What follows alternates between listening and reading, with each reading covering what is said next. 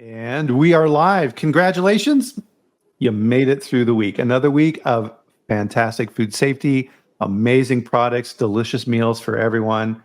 And a lot of times in what we do in food safety, everything goes unappreciated. So if you want some thank yous, we're going to give them to you here today. So between myself and Duncan, thank you. We really appreciate all you do to make sure that what we eat is safe and wonderful. If you're new to the chat, pull up a chair. This is the Food Safety Chat, and every Friday at this time, so 8 a.m. Mountain Time, 3 p.m. if you're over on the other side of the pond, we bring on an amazing expert in food safety, and we have a chat. And if you're new, one of the things that you're going to notice is that this is not a stodgy presentation. This is not a bunch of PowerPoint slides. This is meant to be a conversation, and we do this for you. And the comments in here are what make this so much fun. So one of the things that we love to do, and I just referenced this a little bit here, is we start off by saying where we're at in the world. And this is really cool for today, because normally we have guests here in the US. And so we have a guest today who's not. So I've had Australia in, which is a little more difficult going the other direction. But I'm in Loveland, Colorado, Duncan, where it is currently, let's see, what is our temperature? We're a lovely 58 degrees F, which, let's see, what is that? I always get these confused when you get in that range. So we're sitting around 14 degrees. And where are you at, sir? So I'm in Warrington in England, and I think we're in a region of 26 or 27 degrees C here, Wow. Which is perfectly good and comfortable for me. Absolutely. Love it. So as everybody's filing in here, say hello and let us know where you're at in the world as well. So with the chat here, one of the things that we're going to do with, and this is really cool because Duncan, if you're a regular here on the chat, is a major contributor to the chat, and his insights every week onto these different topics cover a broad band. So it seems like whatever topic we have, Duncan, you know about it already, and you've got some really cool stuff to contribute. So so sorry for embarrassing you, but you're a great contributor, and I really appreciate it. So thanks for all you do to help this chat. It's always fun to get involved. Thank you. And so Tim, let's see. So Tim, somewhere in Southern Illinois. So it seems like, and this is always fun with Tim, is on LinkedIn. If you're connected with Tim, number one, if you're not connected with Tim, he's amazing. And the guy's a road warrior. He is always out going, visiting his customers, going to different conferences and such. And it seems like on Fridays, his chances of getting home on time are marginal at best. And so, Tim, we're wishing you the best of luck getting home for the family here on this Labor Day weekend here in the U.S. And Corey is in beautiful Southern Tejas. So I'm sure it's quite warm down there where Corey is as well. So with the chat, one of the things that we love to do here as well is everyone join us for a drink. So for Duncan, I doubt it's coffee at this point of the day, but you never know. Today I'm drinking Vimto. What is it? Vimto. Vimto. Oh, gotcha. Nice. The world's nice. best soft drink. Ah, wonderful. Got my coffee going here. So like it or hate it, you're getting the next thing here on the chat, and that's the Friday dad joke. So, Duncan. Go for it. For pirates, what is their favorite element? I don't know, Brian. What is a pirate's favorite element? Argon. Whoa, terrible. Should be ashamed. I should be. Hello, anyone there? Yeah. Yeah, I told that to my wife here before the chat, and she just kind of rolled her eyes and took the dog out for a stroll. So that's the reaction we all hope for. I think maybe this is a function of aging. So I think once you get to a certain age, those jokes become way funnier than they really are. No comment. So with the chat, one of the things that we love to do here is give our guests an opportunity to really kind of explain and give the audience a flavor for what you do. So Duncan, Food Industry Hub, what's up with that? What do you guys do? Yeah, so I have a fairly long-standing background working for food manufacturers and principally in quality systems. And at one point, I realised that there's quite a lot that I can do as an individual, but it will never scale as far as what a company can do. And so having a dab hand with database architecture and systems development, I'm now in a position of director for Food Industry Hub. And you can think about it in two ways. So on the one hand, we've got a business-to-business software product that we provide to food manufacturers, and it helps with all sorts of things from incident management, document control, supplier approval, and raw material risk assessment. The other side of it is much more community-focused. And so I used to get all of these requests from individuals looking for mentoring, guidance, information, advice. And I thought, let's be honest about it, I simply can't give everybody that one-to-one input. But what if there was a sort of impersonal brand that acted as a kind of mentor for everybody in the food industry? And so we've put together a really enormous library of resources that we signpost to, a massive blog, there's an email service, just kind of, it's well worth checking out. And we get a lot of enthusiastic and positive feedback. Nice. And if you're not connected with Duncan on LinkedIn, you're very active on there. So definitely connect with Duncan. I love seeing your posts on there. So yeah, it's an interesting thing. And your experience is mine as well. When you work in a company, you may have amazing insights and opportunities and systems that you put in place, but they kind of live just in that ecosphere. You can't go out and necessarily provide that information to other companies.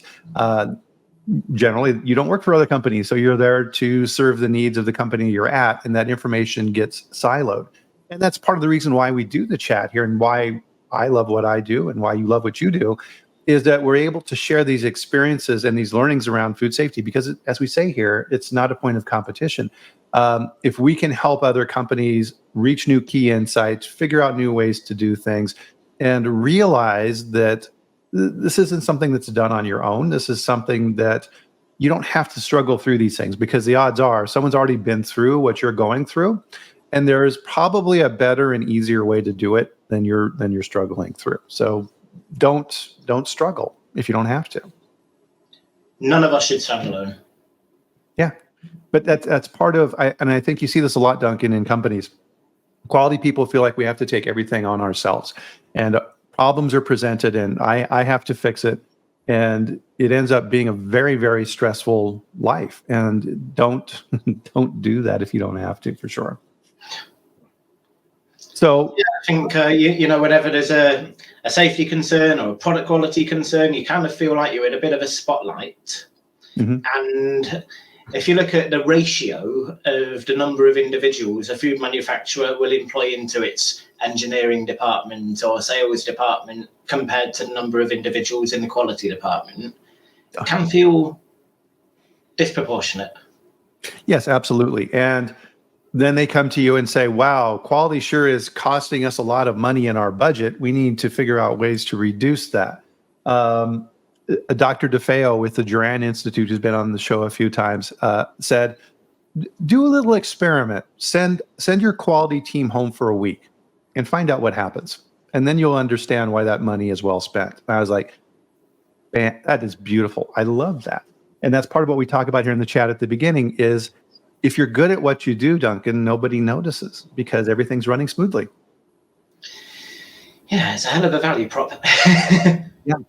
And so part of the fun part, and this kind of gets into our chat here for today of what we do, and I guess this just depends on your perspective, is in quality, we're not necessarily siloed to our particular function. We get to go around and kind of stick our fingers into all kinds of different pies and play around in other people's different worlds, because in our roles, we are system builders. And so we are looking at everything overall. So we get to step back in a company and look at that big picture and say, is there a better way to do things? Is this the correct way to be doing things? Is this giving us the outputs that we're looking for? Now, granted, if you're going around and bothering the maintenance people or things like this in these areas, at first it may not be appreciated, but if you can show value in those areas and you're just not going in there and pointing your finger at them and saying, you have to do this and that never works, right? You have to partner with these groups. And I think that's one of the key things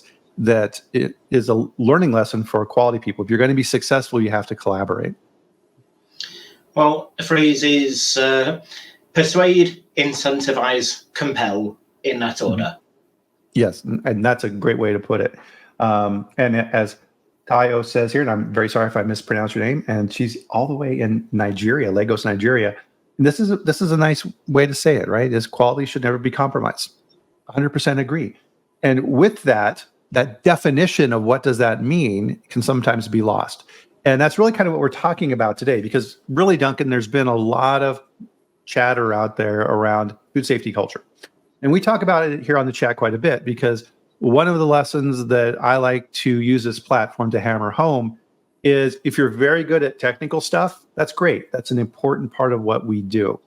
And when I was younger, I was a very, very good microbiologist, and I'm still very passionate about microbiology. However, the people side of things and the skill side of working with other people cannot be dismissed. It's extremely important. You have to be able, and this is key, I think, is you have to be able to communicate technical information to non-technical people. And that's a skill set that's often missing, isn't it? I mean, totally. And with food safety and quality culture, I think it's a difficult one, because say if you're the quality manager or the technical manager, then you probably have a really solid grounding in things like supplier approval and microbiology and KPI reporting. And then a few years ago, all of the compliance standards say, okay, now in addition to that, you need to have a plan for the development of your food safety and quality culture. Mm-hmm. But there absolutely nothing said on what it actually means or how to do it. Right. So wearing a lot of hats and interacting with a lot of different people, it falls to the quality manager, because it's traditionally anything that's in the standard falls to the quality manager. But you know, I mean, if you can tell me what food safety and quality culture means, then that would be an interesting sort of a proposition to put forward. Yeah, absolutely. And so that's a kind of a perfect segue into what we wanted to talk about here today, because this type of activity is placed on our desk, and it's like, okay, go and figure it out. And I think really, as we talk about here on the chat quite a bit, and Jose has done a great job of beating this into my head, is you have to start at the beginning, and you have to start with definitions, and you have to figure out what is it that you're going after. And when we were preparing for this chat, Duncan, one of the things that you had said, and I picked up on this immediately, was we talk a lot about food safety culture, but it's also food quality culture, right? We're forgetting that quality piece of it as well. And so let's kind of think about this from a definition standpoint. So as you're sitting down and thinking about these things, you know, so food safety culture and food quality culture, what do those two things mean to you? Okay, so if you've looked at the definition that's put forward by GSFI and BRCGS, they both say it's the shared values and beliefs and behaviours that are expressed throughout a group. And I'm thinking, fine, that gets us partially the way there. And what I'm going to put forward is your food safety and quality culture, or, well, let's start with culture, is the organisational behaviour as a combination of individual behaviours and management decisions, and how it expresses the values that the organisation holds. So one thing, I think that if you've got values and ideals as the top level, and you might say, I value food safety, or I hold food quality to be an ideal, then it follows that you're going to have a positive disposition toward food safety and quality, or you'll have an attitude that leads you to have a positive stance to things that are going to promote food safety and quality. And consequentially, your behaviours and actions will manifest those attitudes. So if the organization starts by saying, these are our values, then you get to challenge that by saying, well, what sort of attitudes and dispositions are reflected in, management decisions and individual behaviors and group actions? And then it becomes a bit more substantive. Yeah, and that's the challenging part, isn't it? Because it's something I always struggle with in companies is you'll have your company mission statements and other things that they promote on their websites, and you'll always have very vague, very nebulous terminology where they hit all the buzzwords, right? Here at XYZ Company, we believe in the values of the organization and the earth and the planet and continuous improvement and serving and you kind of trail off at that point because it's not actionable. And in addition to that, these different topics that we're discussing here today mean different things to different people. So if I'm working in quality, using those framework terms that we're talking about here today means something different to the procurement group. And I think that's where a lot of the challenges come in because different groups have different objectives in the organization. And if they're not aligned, that can cause tremendous stress. So for example, in that area, if the main objective of the procurement group is to buy stuff cheaply, that's what you're going to get. And they're going to get their bonuses at the end of the year and they're going to get their raises and they're going to be happy. But the quality department is not going to be happy because there's failures in the plant and there's rejected loads and all of these type of secondary fallout that occurs because of that. So when the company says we want quality, what does that mean? And what I've seen, Duncan, is, and we'll use this as a jumping point to the point you're talking about, is I think a lot of times quality within a company becomes too insular. They look at it internally, but they're not looking at it externally. And one of the things that I always fight very hard for in companies is I don't care from a quality standpoint, technically what the R&D group or the marketing group or things like this think the product should be internally. What does the consumer think of our product? And a lot of times you get a disconnect. Well, you can actually, you can work around it much more systematically if you carry out a values analysis. So there's two ways that organizations can establish the values, and one works and one doesn't. The first one is you say to people, scale of 1 to 10, how highly or lowly do you value quality? And everyone says, 10. You say, okay, well, scale of 1 to 10, same thing for safety. And they go, oh, these are softball questions, Duncan, 10. Right? And what you end up with is 10 out of 10 across the board for anything that sounds good and virtuous. So it turns out to be fairly meaningless. The way that works is you say to people, well, you've got to have a ranking order. So if you were presented with a situation where you had to either short a customer order in the name of not dispatching defective quality product, or dispatch defective product and meet the order quantity, which way are you going to fall on this? And you can get people to put their values in order relative to each other. Now, if you do that, then you get something that's actually quite meaningful and kind of proportionate and relative. And you can either have your senior management team state what the values that they want to be expressed throughout the organization are and kind of publish it, an internal memo or a policy document. Or you can actually open it up and you say interdepartmentally, let's have open discussions and say what are the competing directives and where are the conflicts arising and how do we actually ideally want to resolve those so that there's representation of every viewpoint in the way that we cascade values throughout the business.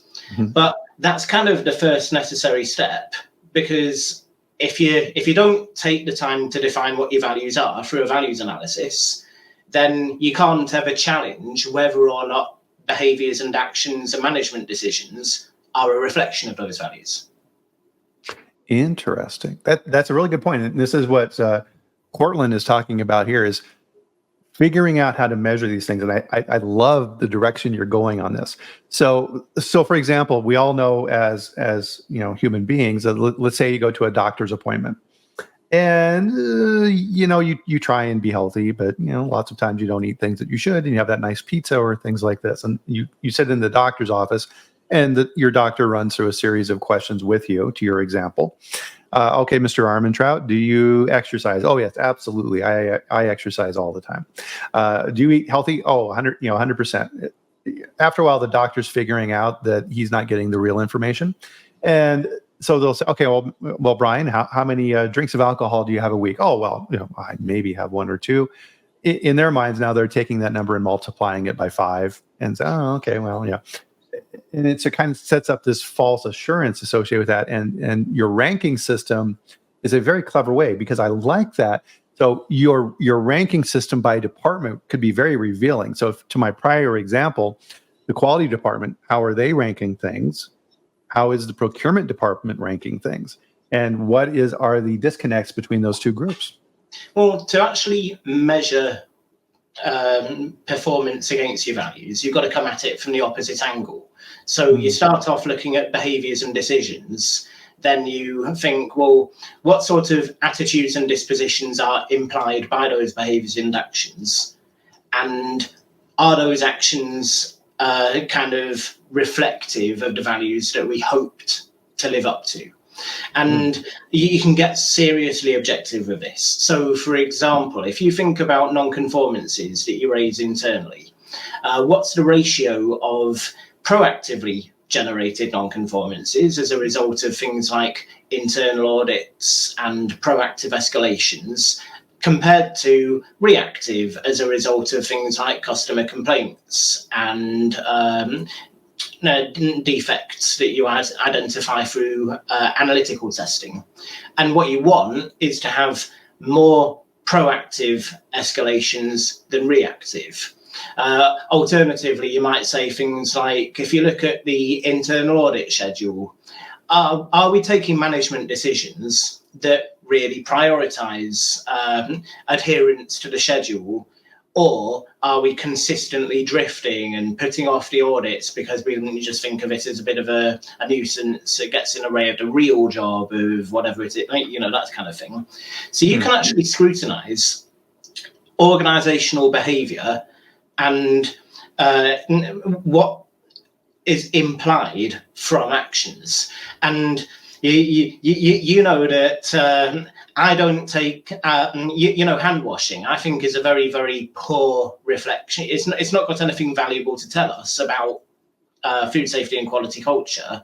But just as an observation, it's an easy thing for people to latch onto. So people make statements like, well, when we see people washing their hands, that's the kind of behavior that they would only buy into if they really valued food safety and quality. And so by washing their hands, they're demonstrating that they sincerely hold those values. And I'm thinking, yeah, go on and fine, but you're going to need to come up with something a lot more sophisticated than do people wash their hands if you want to assess cultural maturity. Absolutely. And I think, so your example, I like where you're going with this, also with your attitude and dispositions relative to those values. So to our doctor example, and this is something that I would build into my systems, is, okay, fine, you're saying that food safety and food quality are our highest priorities. How are you demonstrating those? So to your example, Duncan, if it comes down to delaying an order, having an angry customer, or shipping defective product, which of those two things are you going to do? And those are one of those decision trees in quality that I absolutely loathe, is products on hold, it wasn't manufactured correctly, and they would come to me and say, okay, Bryan, here's our two choices associated with this. Do we ship the defective product, or do we short the customer? What would you like to do? And my response after time became, well, why did we make it in the first place? Right? They're trying to box you in and move that responsibility over to the quality group, because a lot of times we'll take it. The real answer is, why did this occur in the first place? Let's figure that out. And one of the things that I would do, and I'm very curious to get your take on this, is I would develop out actions in advance. So moving more toward that that prevention of issues versus trying to correct after the fact, is, okay, guys, let's work through this scenario. Let's say that we have exactly what you just talked about.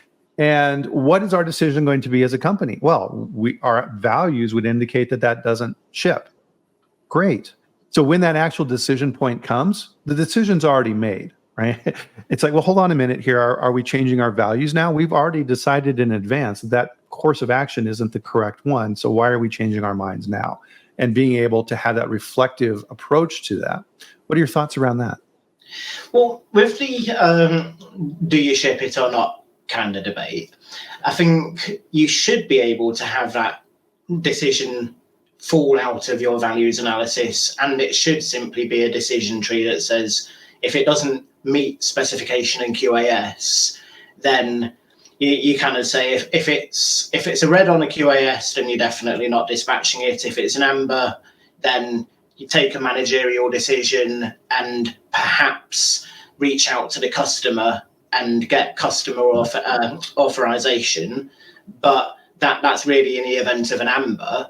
But I think from a culture and values point of view, you kind of open a door to a few more interesting points. So if you've already in advance invested in assurance systems and preventative controls that avoid the defective product from being produced, then that upfront investment by itself is an expression of values.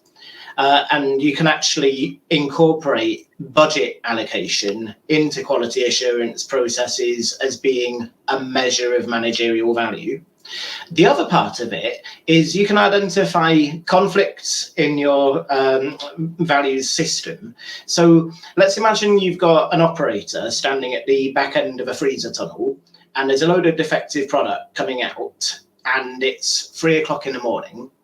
And the operator knows that if they divert the product into quarantine, so it goes on quality hold, the shift bonus is not going to get paid out for that shift because they failed to meet production departments and by definition have produced out of spec product that had to go on quality hold.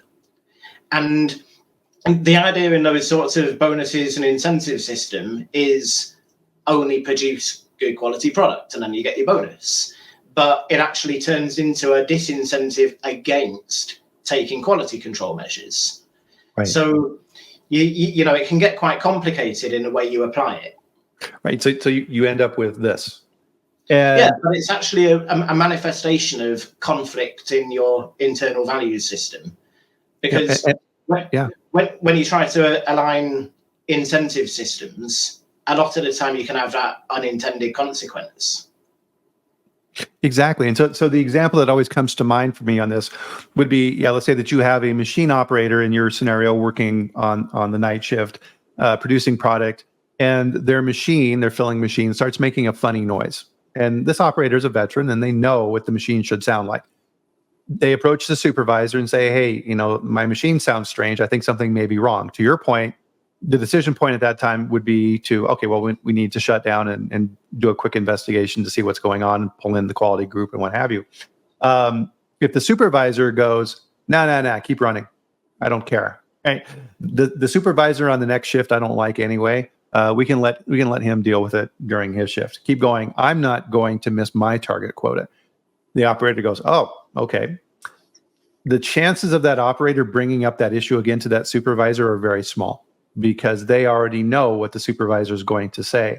So now all of a sudden defects start being created in your system that you're not aware of until they cascade into a major failure. And that's actually leaning to feedback and social compliance. Yeah. So that's, you know, the actions in isolation of a single supervisor might not be reflective of the total organizational values. Right. But you actually, as people, we respond far more strongly to social feedback than to any other influence over our behavior. So if you wanted to radically change somebody's behavioral patterns, the best way of doing it is to kidnap that person, put them onto a desert island in a social group of people that they want to conform with, and you give them no option other than to kind of fall in line with that group. And people always will want to be accepted and conform and be embraced by the people that surround them. So even if you get, there's this principle that I keep on running up against, is you don't need to be a senior manager to be a leader.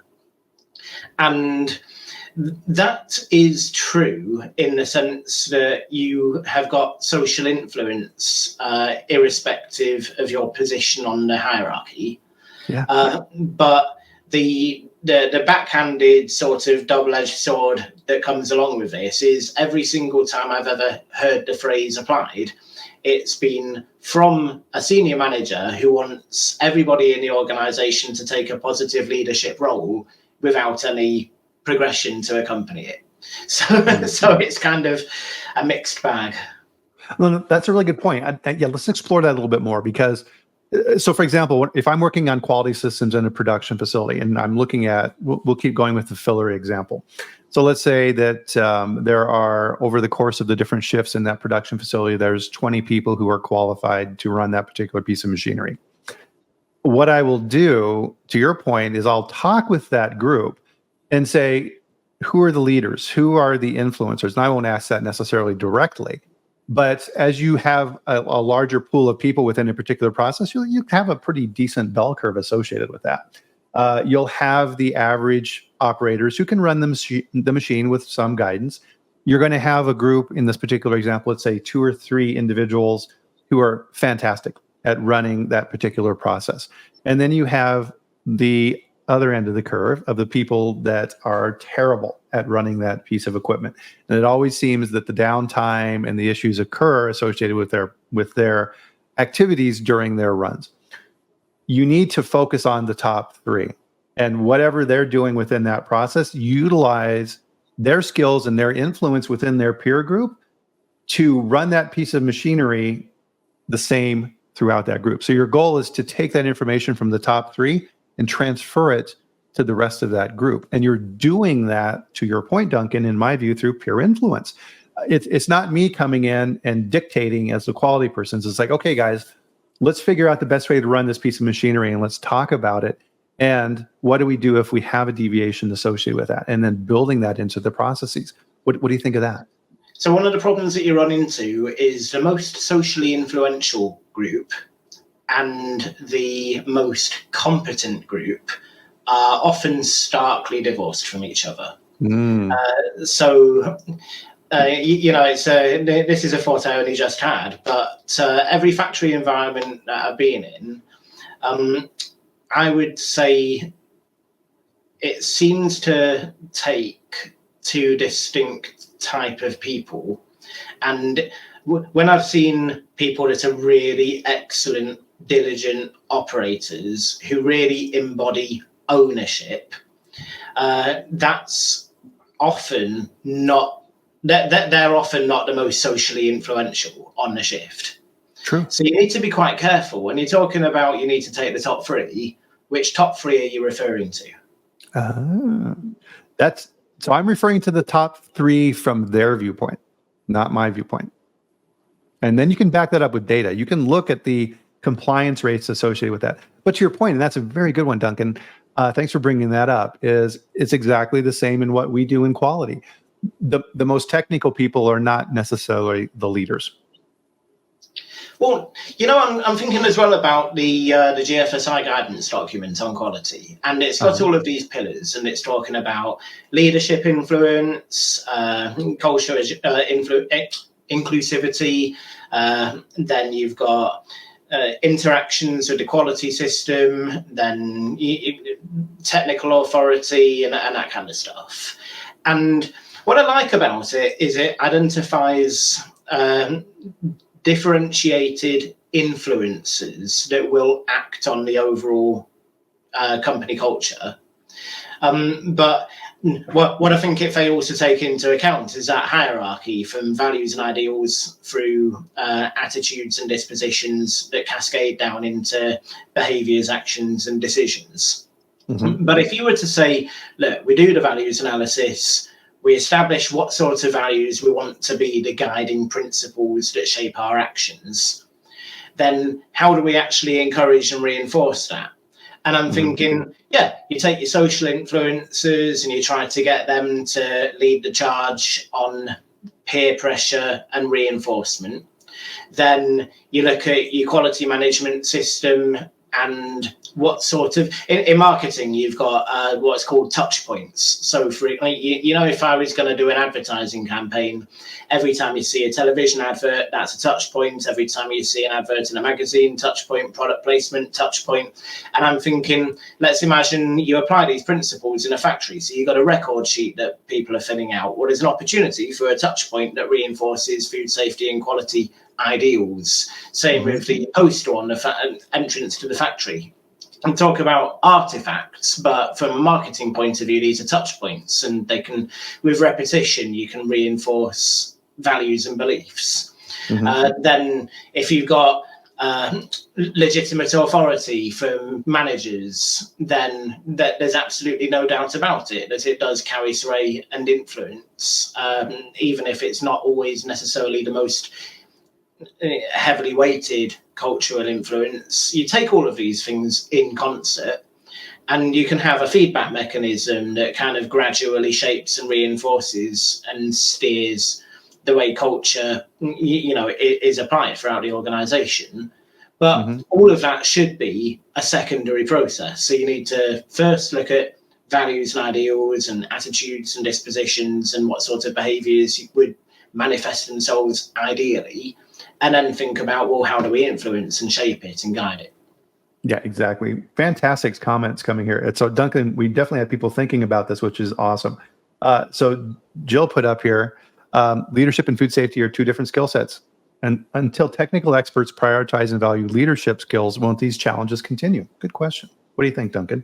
So on the basis that it always falls to the quality manager, 100%, and it's a completely different skill set. So we said at the front end of the conversation that if you've got a background in supplier approval and microbiology and all of this sort of stuff, you're sort of scrounging in the dark for what on earth to be thinking about when it comes to food safety and quality culture.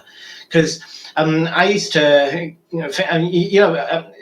it's sort of funny to think you'd be far better off giving it to the marketing department than the quality department.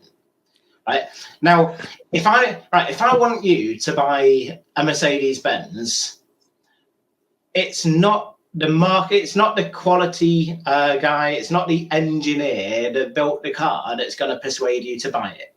Right? It's the marketing department is going to instill in you a sense of desire or aspiration. It's going to convince you that you've got an unsatisfied need. And more than that, it's not even that you need the Mercedes-Benz, it's an aspirational reach that you're the sort of person who deserves a Mercedes-Benz, and you're going to look really cool. And, so it's a marketing function that actually persuades and disseminates values and beliefs. So right from the beginning, we'd have been far better off giving food safety and quality culture improvement to the marketing department than the quality department. Yeah, it's a good point. So marketing, to build on your example, because I think it's a fantastic one. So you're watching the television, and there's a Mercedes-Benz driving by the ocean on a beautiful drive, and there's a wonderful woman on your arm as you're driving, and the wind is blowing in your hair, and you're smiling. Mercedes-Benz is not saying our vehicles are met technical specifications 95% of the time. No, right? They're selling the feeling and the joy of owning a Mercedes-Benz versus another car. So if you want somebody to embrace food safety and quality ideals, there's no point really in saying it's got to meet that QAS, but you can say things like, listen, when your dear old mum goes to the supermarket and buys her favourite cake, takes it home and enjoys a slice, you don't want there to be like a metal screw in it, because that would cause, this could affect your family member, your loved ones. It could be you on the receiving end of this. And then all of a sudden, people are invested, because the narrative surrounding the actual values and ideals has shifted away from this is a compliance function, there's a spec to be met, through to you could be personally affected, you should be personally invested, right? But it's a completely different sort of a framing. And yeah, it's something that's a really interesting point to explore, is how do we convey those values?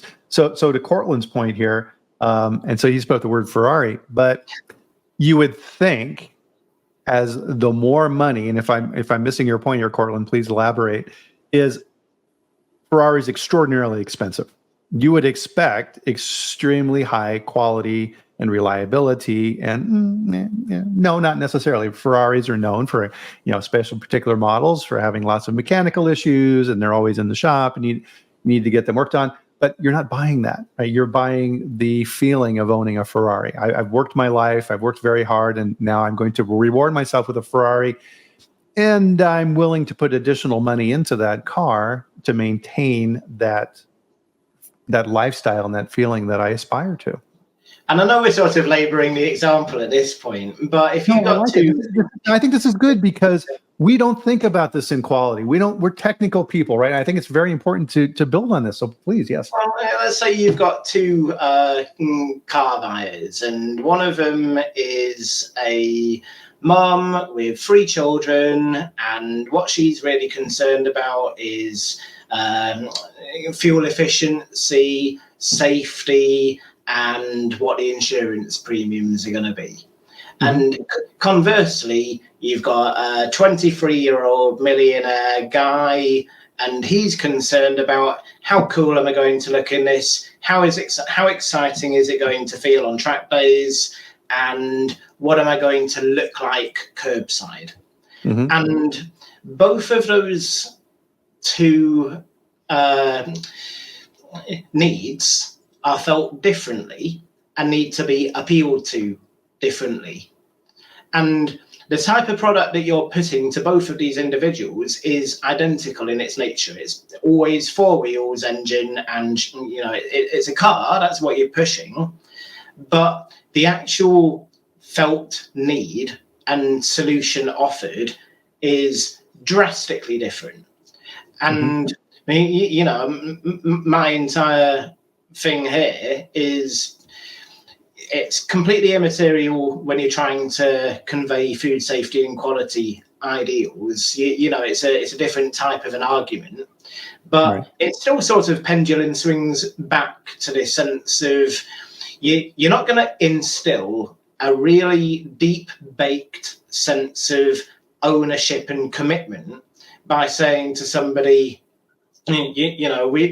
we've got to make our Q3 numbers, and the only way we get to keep on selling these products is if we get that certification, and we renew our contract, and people are sort of completely unmoved because it doesn't appeal to them at all. If you're an individual working on a production line, and the millionaire owner of the company says, I've got to pass this audit, otherwise I don't get to keep on making my millions, then you think, champagne problems, mate, sort of thing. But if you can be shaping a sense of, look, what this is.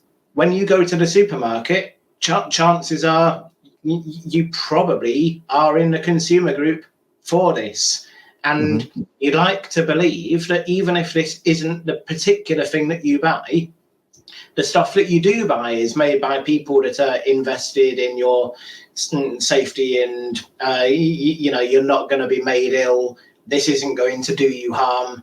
It's going to meet your expectations. There's not going to be massive variance. When you get home, you're not going to be shockingly disappointed, right? This is what we're trying to uphold. This is what we're living up to when we engage in the food manufacturing activity. And this is not only going to affect you, but it will affect your community, it will affect your family, and that's the reason that everything that you should do should be underpinned with a sense of quality and safety safeguarding. And if that's not persuasive, then you need to come up with some sort of alternative argument for why somebody should be invested. But it's a very different kind of a proposition to, look, you're not going to get your bonus if it doesn't live up to the QAS, because that's only going to be persuasive some of the time. Exactly. Well, and you're tracking along this in the same direction I am. So as the mother is in the grocery store, she's making decisions for purchasing based upon these same criteria as the car. So we have the food safety criteria and we have the food quality criteria. We think that the food safety is necessarily assumed, and that people think that all food is safe and that's going to be fine to purchase. But that's not true anymore. People have enough information out there now, Duncan. I think that they look at particular product categories and say, "Oh, I'm staying away from that." Not to pick on the produce industry, but like prepared salads or romaine lettuce. People see those recalls out there and they think, "Oh, wow, okay, well that's risky from a food safety standpoint. I'm going to avoid that category altogether. I'm not going to buy." Back to the car thing. I'm not going to buy a low-end, low-quality product because it's going to fail. And they look at that and avoid that category of particular products overall. And then they start looking, once they've met that hurdle for other products, then they'll jump into the quality side of things and do a comparison. Does that make sense? I mean, totally. If you look at McDonald's, that's a franchise that's one of the most successful franchises on the planet. Mm-hmm. And it's not at all because people are expecting it to be excellent, right? Nobody, I think nobody comes away from having just eaten a McDonald's burger thinking, "God, I need to recommend this to all my friends. When's the next time I can come back here," sort of thing. But exactly. But the value of the franchise is actually rooted in quality consistency. Yes. So every single last time you have a McDonald's burger, you kind of very highly assured that there's not going to be an extreme degree of variance. It's not going to make you ill. You know what to expect. So you're not expecting to be overwhelmed, but at the same time, you're not expecting to be disappointed. And that quality consistency is the reason McDonald's share price has done that for its entire lifespan. Right. And that's persuasive to me. You can actually build a brand, right? One of the largest, most successful franchises in the world, and the entire brand identity is quality consistency. Mm-hmm. Yes, exactly. And back to the car analogy. So Volvo, for example, that was part of their marketing is, okay, well, we're not the flashiest car, but we're the safest car. We invented seatbelts, et cetera, et cetera. And people who are looking for those values and that consistency in that area do that. And it's a compelling reason for a consumer to choose. Exactly. And so back to the food side and the food safety and quality culture thing, this is something I think, Duncan, that's extremely important as a leader in this space is consistency. One of my objectives as a leader in quality in food companies, or even here, for example, is that consistency. I want people to be able to predict what I will say before I say it. So for in a food plant, if there's a deviation to a process or things like that, it's like, oh, we need to elevate this and take this to Bryan. They already have a pretty good idea how I'm going to respond. And that type of model of value-based behaviors, to your points, is extremely critical. If you have an organization that just whiplashes back and forth on that particular moment and the whim of what particular desire they need to meet to fill an order or whatever, that's a recipe for disaster. Consistency is absolutely critical into building this culture. Wouldn't you agree? So one thing that it's just toxic is uncertainty. Yes. And so if you look at Uber as a technological breakthrough, it doesn't reduce the amount of time you spend waiting for your taxi, but it changes the qualitative experience because you know exactly how long you'll be waiting for your taxi. Yeah. And if it's going to be 12 minutes and you're in the pub, you think, I'm not upset that it's going to be 12 minutes. In fact, I've got time for another pint. Right? But if it was going to be 12 minutes and you had no idea, that's an anxiety-inducing experience, because half of you is thinking, has he even set off? If I go to the toilet now, am I going to miss him? And he's going to drive off and that kind of stuff. And so what you need to understand about people is one of the most intolerable personal experiences is a feeling of uncertainty matched with anxiety.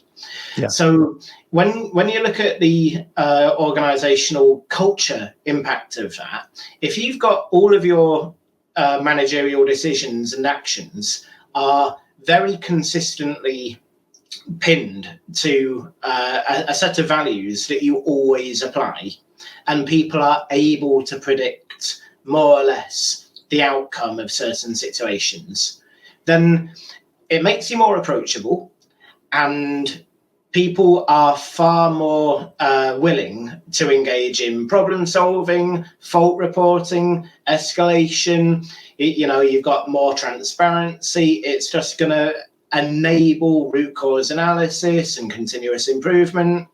And the alternative to all of that is the opposite.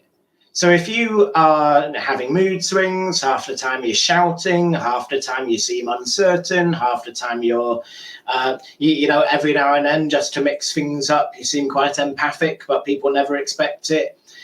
You'll shut everything down, and you get the absolute inverse of the positive description I gave a second ago. Absolutely. One of the biggest failure, and Austin called out your comment here, and I want to make sure that everybody sees this as well too, is uncertainty is toxic. Absolutely.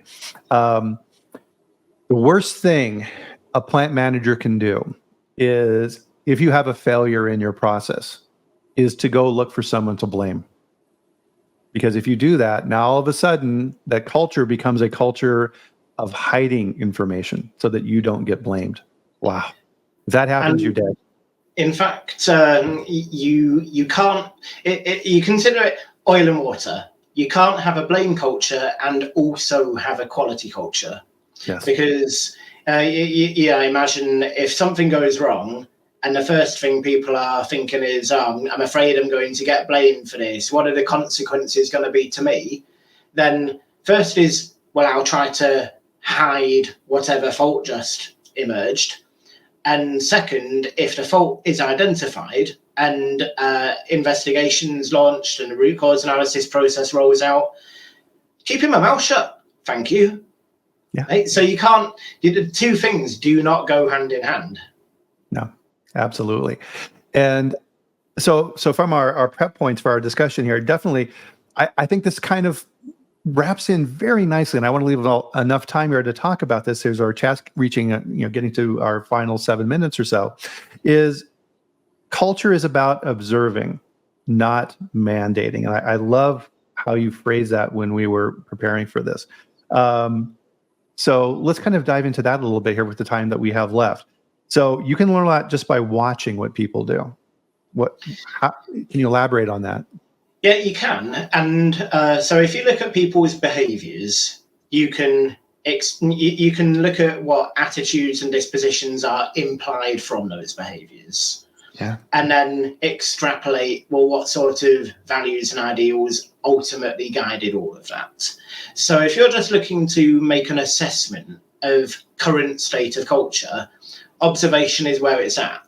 And yeah, also bear in mind, I'm not a fan. I think you're always going to have to do some questionnaires and direct information gathering.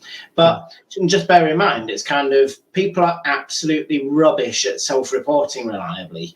And if you ever look this one up, if you survey all car drivers, 70-80% of car drivers will describe themselves as being an above average driver. Mm-hmm. Right, which just kind of shines a light on, you're not going to get reliable feedback from questionnaires. What you can do is make observations. What actions do we see, right? And what does that tell us about attitudes and dispositions and values? What sort of managerial decisions are made? And do those decisions align with our stated values? But I think if you ever want to get further into it and go from analysis and assessment through development and maturity, you're absolutely stuck with, you got to make some interventions, because what else have you got? You got to intervene and steer. So that's messaging, reinforcement, values dissemination, feedback. If you ever get into game theory, you've got feedback can take a very structured form, by the way. So you've got you can categorize it. So it's threats, warnings, reinforcement, acknowledgement, praise, right? But you can actually say, sort of structurally and systematically, what does the feedback consist of according to game theory? So observation, great for assessment, but when it comes to interventions, you've got to be quite targeted about what you do. Yeah, absolutely. And within that as well, I also wanted to bring up in here that your goal is not 100% conformity. We're not robots. Right? Everybody has their own personality, their own style. You need to understand what those guardrails are associated with whatever food safety culture processes or things that you're working on. But you can't, for example, let's say that in your company, senior management says, our company supports our community and we volunteer. And then internally, the messaging is everyone in the company will volunteer. Whoa, what? What do you mean? What? So what you're telling me is volunteering is mandatory? Whoa, that doesn't sync. You're sending a message of compliance and conformity, which is counterproductive to the message you're trying to communicate to the public, and you're going to have people resist. Yeah, but the alternative is you can praise and acknowledge people that do volunteer, set up peer pressure and feedback that encourages voluntary actions. You can incentivize and reward in addition to praise and acknowledge, because they're actually appealing to two different motivations. So you can't mandate in a majority of cases, but you've got quite a lot of options for persuasion and incentivization. Absolutely. So in the 3 minutes that we have left here, Duncan, let's kind of bring this back up to the 30,000 foot level. Fantastic conversation here. Tons to think about. What would you like to leave people with here today? Yeah, if you're going to take away anything, hand washing doesn't tell you it's all about food safety and quality culture. Just a bit of a red herring. And you've got a cascade. So values and ideals dictate attitudes, beliefs, dispositions, which then are manifested as behaviors, actions, and decisions. But it's not a one-way system. So when you perform actions or you exhibit behaviors, you get feedback, which then alters attitudes, dispositions, and ultimately values and ideals are affected. So it works in both directions. So if you want to make observations, make your observations about the actions and behaviors. If you want to make interventions, focus on feedback and reinforcement. So from a quality viewpoint, it almost sounds like plan, do, check, act again, doesn't it? It sounds exactly like a good old Deming cycle to me. Exactly. And let's see, I'm going to put here in the chat, guys, the website for Duncan, and he also has it listed here as well. So an absolute wealth of information here, and my head's spinning. I'm going to be thinking about this all weekend for sure. Fantastic. So with that, guys, we're going to close out our chat here for this week. Fantastic. A lot of things to think about going into the holiday weekend here in the U.S. So we will, of course, be back here again next week at the same time. So 8 a.m. Mountain Time, 10 a.m. East Coast, where we'll bring on another exceptional guest like Duncan to have a discussion around these type of topics of things that we all need to care about in the food industry.